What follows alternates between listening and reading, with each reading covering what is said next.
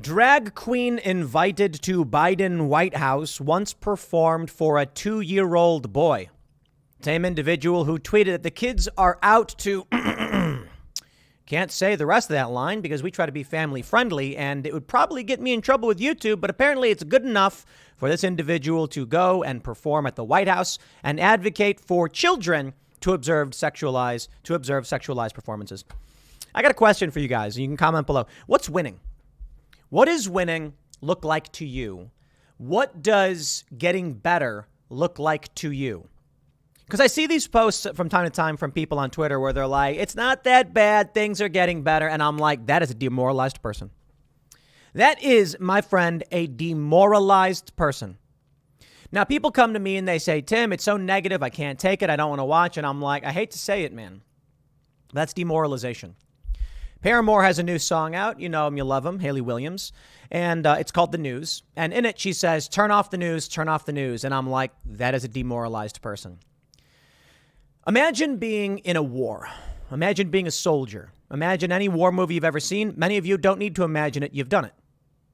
It's awful, isn't it? I mean, when we watch these movies, we see these things, we know it's awful. And there are people who choose to stay in that knowing it's awful, it's hard, it's brutal, it's gruesome, it's dangerous. The worst possible circumstances a person could find themselves in many instances. And they choose to be there knowing it's bad because they're fighting for something better. There's a meme image, and it shows a man and a woman standing on this like grassy cliff, and they're like hugging, and everything around them is all nice. And then underneath it, it's a bunch of bloody soldiers holding up the ground. And in no way am I trying to relate anything I do to anything as crazy as that. In fact, the point I'm trying to make is that this is substantially easier than anything that would be involved in real warfare. But there are people who say, I can't do it. I can't listen. It's too negative all the time. I don't want to be involved. And I mean no disrespect. You got to do your thing. But I see from time to time these people say that things are getting better. Things are not as bad as they seem. And my response immediately is, that's demoralization. And I'll tell you why. We're at the point where Project Veritas exposed a dean of a school bragging, gloating about giving children adult objects and having someone explain to them spitting on them or lubing them up. And this is defended by the left as just sex education. And I'm like, no, it's kink education. Like, that's where we're at. Sex education was always like, we're going to teach you about your organs. And we're going to teach you how babies are made because that's a part of life.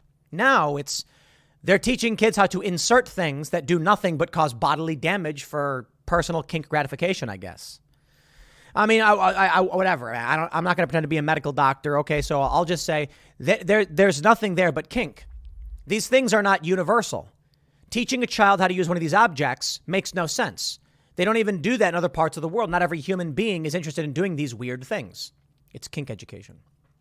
So when someone comes and says, it's not as bad as they say, I say, 10 years ago, if you went to someone and said the White House would invite a drag queen who advocates for sexualized performances for children and tweeted about how the kids are out to you get the point, to suck, I'll stop there.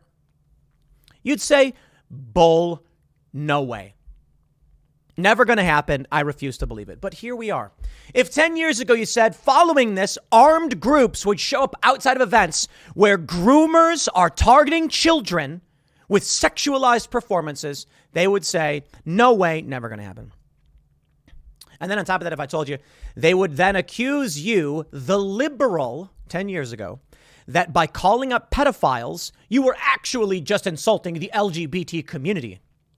Is that really what they think? It's the funniest thing. I got no beef with the LGBT community at all. Some of my best friends are LGBTQ. Not that it means a whole lot, but it's true. I mean, we have friends of the show and some good friends of mine, and I got no issue with what they do with their lives. I want them to be happy. I believe that they should be allowed to get married and have coupling. Dave Rubin has kids. I'm all about it. Dave Rubin's a good dude. I think Dave Rubin's going to do right by his kids, and he's going to raise some really intelligent, successful individuals. I love it. I got no issue with LGBTQ. I got issue with groomers targeting children. That's it. You call it out and they lie. So here's my point, because I see this story and I'm just like, yo, this is so bad. Even Newsweek does this. Who is Marty G. Cummings, drag artist invited by Joe Biden to the White House? And then you have to go all the way down to the bottom where they mention that he says the kids are out to sing an SD. Okay. It's unclear whether the comments refers to actual children or if kids is simply an expression to indicate young people, not necessarily underage. Oh, come on, dude. I'm beyond giving these people the benefit of the doubt when they're performing for 2-year-olds. Okay? So, if somebody wants to come and says, it's not that bad, I ask you, what does winning look like to you? Is winning like accepting that they're having sex performances for children? Is winning that the White House is inviting these people in? It's not that bad? Is that to say that you don't think it matters all that much that a dean of students in Chicago is bragging about giving these toys to children? Yesterday on Timcast IRL, we had Riley Moore, state treasurer for the state of West Virginia. And he mentioned how in some of these schools, they have these books. And then I point to genderqueer and he goes, that's the book. And when I tell my friends who are normie default libs, look at this book, they go, there's no way this is in schools. I don't believe you. And I'm like, right. Well, it is. Whatever. You don't have to believe me. Like, I'm not making it up. I'm like, well, I'll have to look into it because that seems wrong. Not that bad. Not that bad is the current state we're in. Okay, sorry. For me, I have like a line.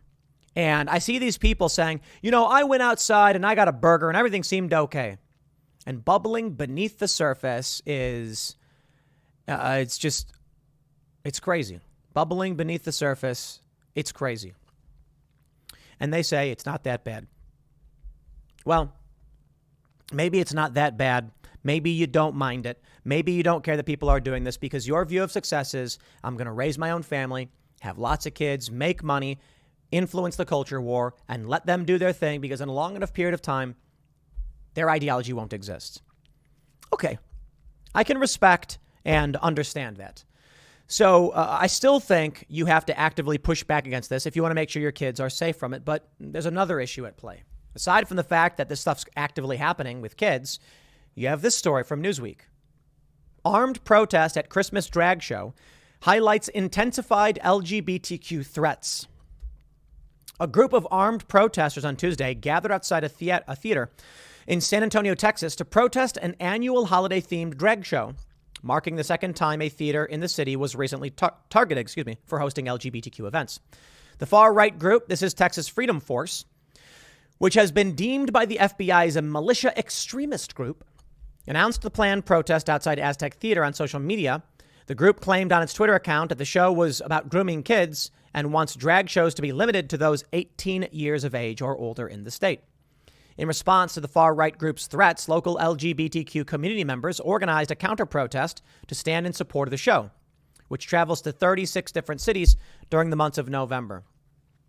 We're setting up a new business in West Virginia, and a little bit down the road from us, not too far though, they had an all-ages drag show the past couple of months, and that made me want to actually be like, I ain't investing in this city. It's a small town, but if they're doing this grooming stuff, I'm like, do I really want to be here? And ultimately we decided, yes, we should, because you know what we're gonna do? We're gonna put up in the windows things like Molon Labe and the Gadsden flag, things like that. America first. We're gonna outright proclaim this is what we believe in. This is what matters. Put a West Virginia flag in there and say, get your grooming garbage out of my business. We don't want it here. Bring it somewhere else. You got to push back. You can't just retreat. So that's what I'm talking about. But take a look at this. Here's a tweet from Steven Zetti. Steve and Zetti. He says, the size of the pro-LGBTQ crowd has grown significantly, now more than doubling the anti-LGBTQ protesters. You see the dirty game they play. Are these protesters anti-LGBTQ or are they anti-groomer? They said your space, your events should be limited to people 18 and older. That doesn't sound like anti-LGBTQ. It sounds like they're actually pro-children's protection, not anti-LGBTQ. That's the game they play. Here's the issue that I see with talking about whether it's good or bad or what's going on. The people who push back against this have everything to lose. Their family, their friends, their kids, their jobs. The people supporting the grooming have everything to gain. They have no families. They probably don't have jobs. They got nothing to lose by protesting, but everything to gain with their devious predilections. That's the challenge here. What dad is going to be like, I'm taking off work to go and protest groomers? So perhaps to you, it not being that bad, success, winning, is having kids, raising them right. It's a minefield out there. You know, your kids are going to encounter this stuff, and it's going to be a real issue. Here's the game they play. The Daily News says use of homophobic slur by prominent anti-LGBTQ Twitter accounts increased by 1,200% since Musk takeover report. This is called information laundering. It's not true. Elon Musk has already released the data showing that's not true. So what they've done is they are now claiming, Media Matters, that if you call out pedophiles, you are using anti-LGBTQ slur. All right, you know what?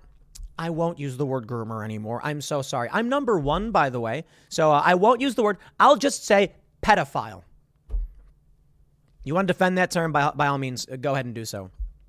Here we are. So they reported. Elon Musk's tumultuous takeover at Twitter has led to an explosion in anti-LGBTQ rhetoric, blah, blah, blah. A new report. It's completely fake. The report was released by Media Matters for America and GLAAD, the world's largest blah, blah. The report found that the grooming term used to advance a false and debunked grooming narrative portraying LGBTQ people as seeking to convert or recruit heterosexual and cisgender children was retweeted by the accounts more than 48,000 times in the first month of the Musk era. Oh yeah, like as soon as Elon took over, I tweeted the word groomer. I was like, groomer, because you can't ban speech. So here's the issue. I have never.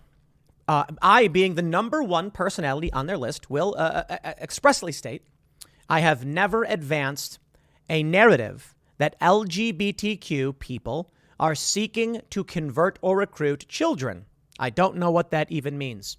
I have, however, pushed the idea, and I'll use that let me clarify. I have retweeted images of adult males showing sex images to children and called them groomers.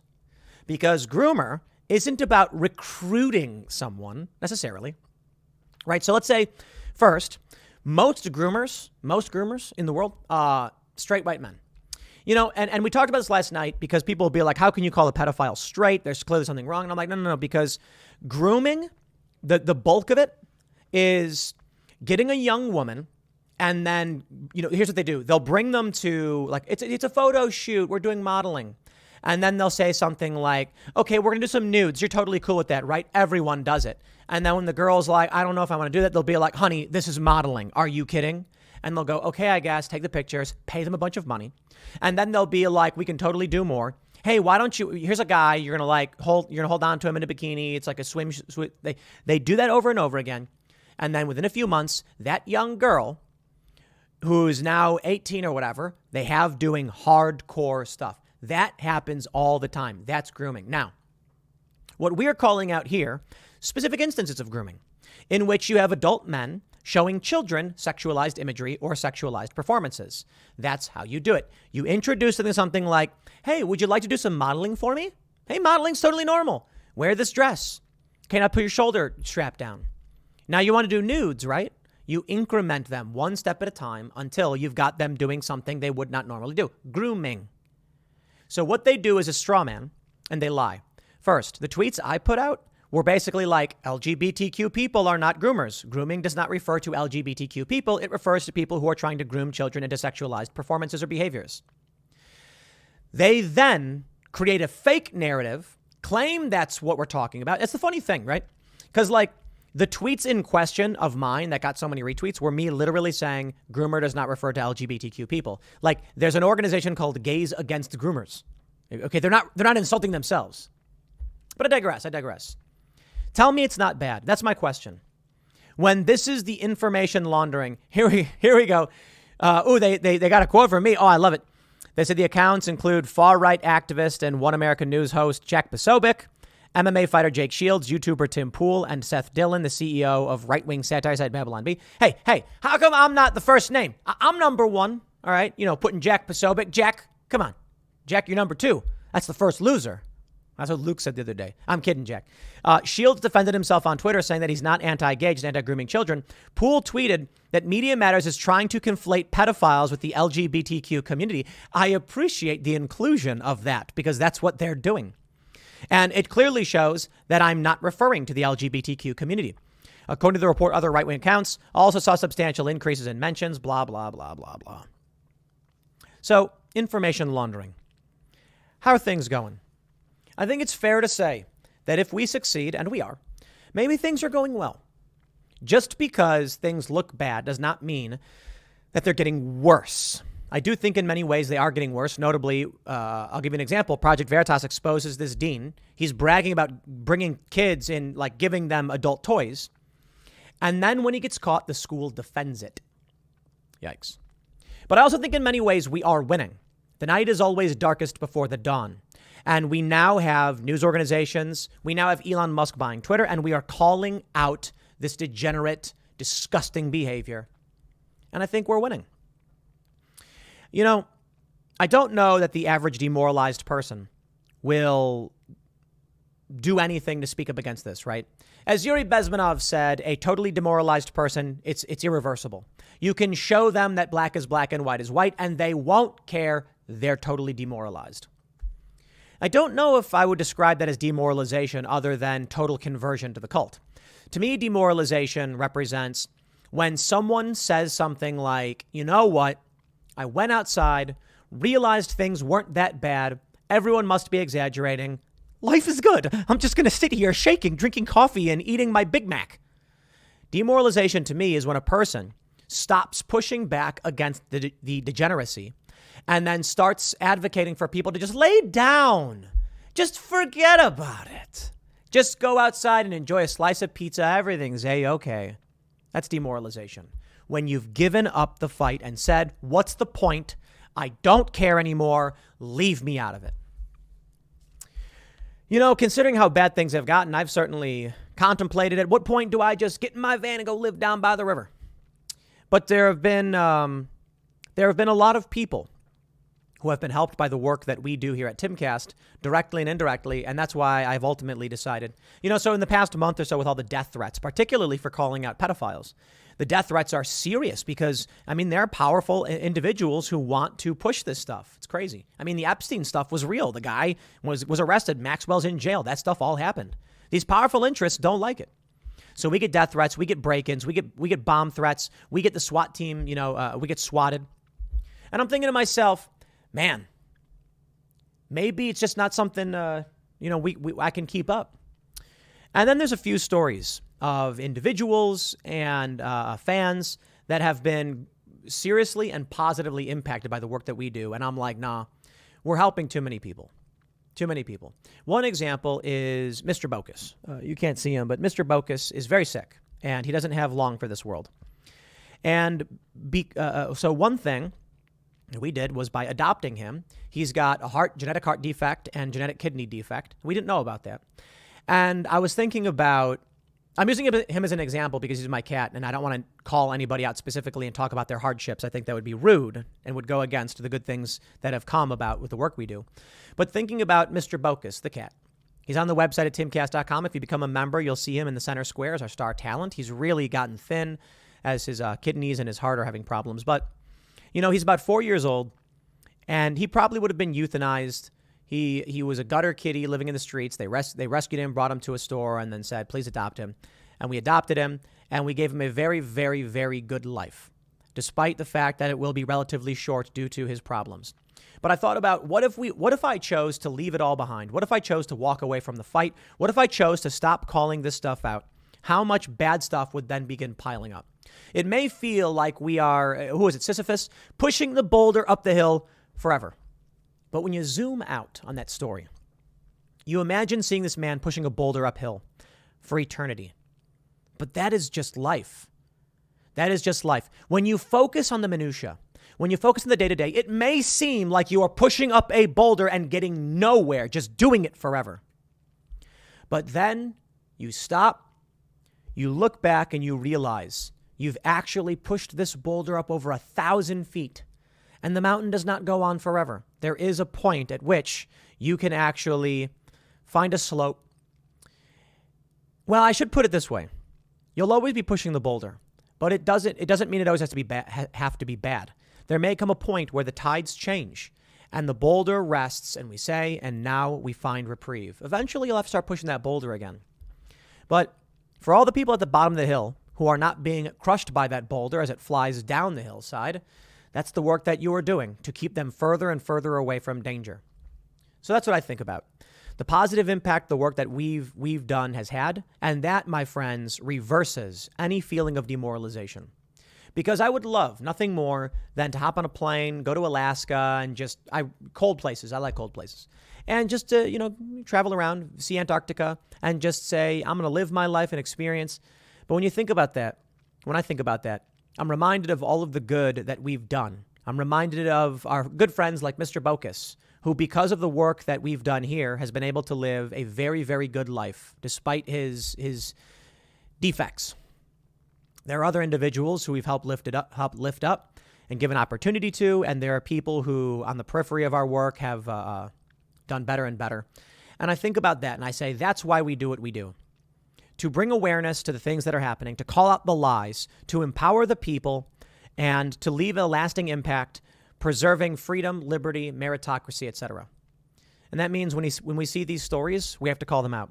That means we have to mention that there is a problem. That means I have to tell you that it is not all that great outside. Now, life is good. There's always time to go out and smell the flowers. But we are faced with this giant boulder, and if we decide to step aside and let the boulder go, I don't want to push it anymore. I'm done. It rolls downhill and slams into the village and kills a bunch of people. So you know what? We just have to keep pushing that boulder up further and further. That's the nature of life. So as things do get crazier and crazier, as long as we are here calling it out, we're winning. And I think we are winning. Sure, bad stuff is happening. Some worse things are happening, but the night is always darkest before the dawn. We must keep pushing back, and eventually it will stop. And we'll find a new fight, and we'll keep fighting to make things better. I'll leave it there. Next segment's coming up at 4 p.m. over at youtube.com/Timcast. Thanks for hanging out, and I'll see you all then.